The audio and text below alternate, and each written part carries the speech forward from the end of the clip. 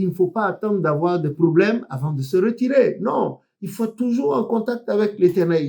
C'est pas forcément quand on a des problèmes qu'on doit se retirer. Quand il y a des problèmes, regarde par exemple les temps difficiles que connaît le monde en ce moment. Bien sûr. Bon, on peut se retirer, décréter une semaine de prière intense, intensive, et puis tu te retires.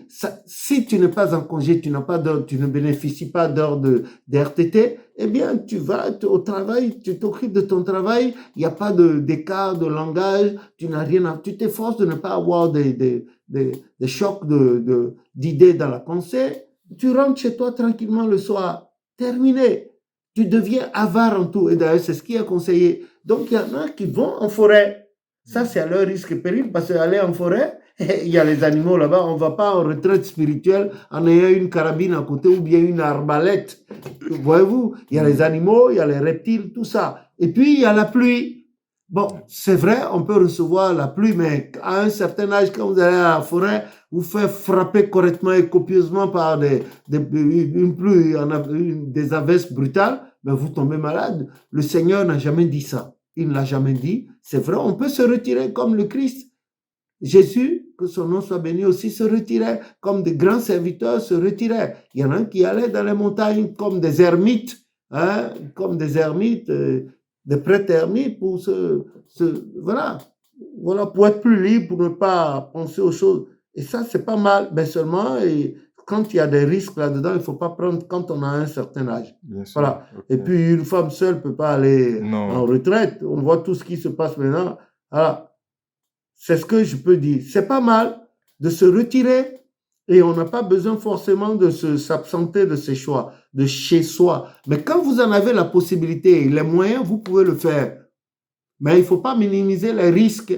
Quand vous partez, il y a la femme qui reste avec les enfants. Il faut être en contact avec la maison. Voilà que là-bas, il n'y a pas de courant, d'électricité. Comment est-ce que vous pouvez recharger votre appareil, votre petit téléphone, à moins d'avoir, je ne sais pas, un truc, une dynamo, un petit groupe électrogène. Il faut prévoir alors là de l'essence ou du gasoil et mettre ça en marche et vous troublez, vous polluez encore l'atmosphère autour de vous.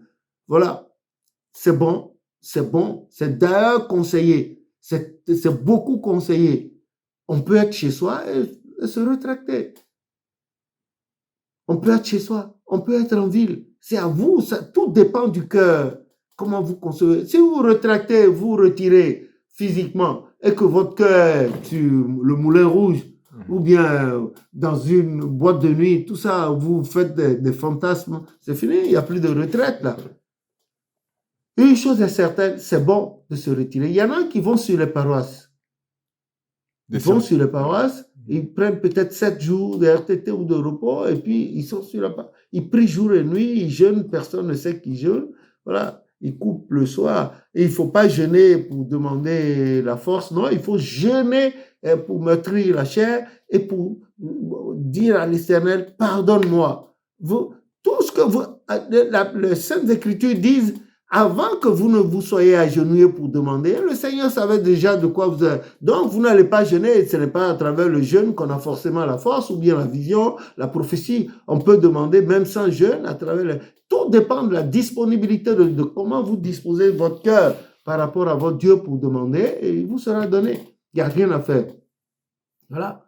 Il y en a qui vont aller dans les paroisses, il y en a qui vont carrément dans un petit village calme, ils se payent ou bien une chambre d'hôtel et ils sont là-dedans, ils méditent. Et il y a une chambre d'hôtel et puis il y a un ruisseau qui coule au bas là, ils descendent le matin, ils sont là-bas jusqu'au soir, ils font leur prière, ils entrent en contact avec leur créateur et le soir ils retournent dans la chambre d'hôtel. Il y a plusieurs manières de se rétracter. Mais avant tout, il faut que le cœur soit disposé. Comme a dit Matthieu 5, 7, heureux ceux qui ont le cœur pur, car ils verront Dieu. Voilà.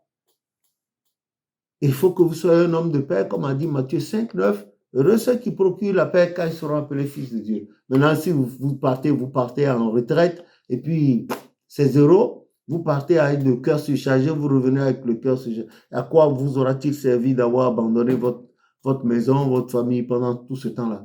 La retraite, bon, il y a aussi la retraite. Quand les gens ont travaillé toute leur vie et puis ils sont fatigués, là, ils ont atteint l'âge maintenant. L'âge de la retraite ici, je crois maintenant, désormais, c'est entre 65 et 67 ans.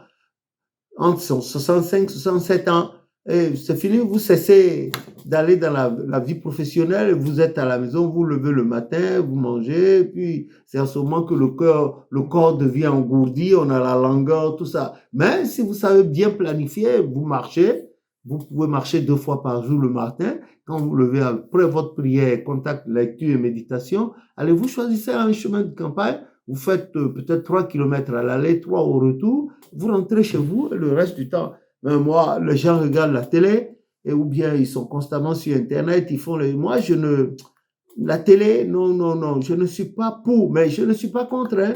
À mon niveau, à mon humble avis, eh ben, d'abord, c'est quand il nous arrive rarement, maman et moi, d'aller chez vous, qu'on jette un coup d'œil. Sinon, on ne regarde pas. Bon, bien sûr, il y a l'écran de l'ordinateur. Mais quand il y a des nouvelles, tout ça, sophistiqué à gauche, ça ne nous intéresse pas parce que ça ne fait pas avancer le chimiblique de notre vie. Hein? David a dit, quand on me dit allons dans la maison de l'Éternel, Psaume 122, mon âme se réjouit. Nos frères aînés de l'Église catholique chantent. Je suis dans la joie, alléluia, quand je suis allé à la maison du Seigneur. Ils chantent au passif. Mais David a dit, quand on me dit allons dans la maison de l'Éternel, tel doit être notre leitmotiv aussi, le cœur pur, disposé. On dit, hey, allons à la maison, allons à l'église. Allons à l'église. Deutéronome 12, verset 11, Psaume 134. Allez, c'est ça. Ton âme se retrouve là. Voilà. Que le nom de l'Éternel soit béni. Amen. Et c'est ce que je peux répondre de non. façon évasive à ta question. Ok, papa, merci pour cette réponse. Merci à toi aussi de me l'avoir posée.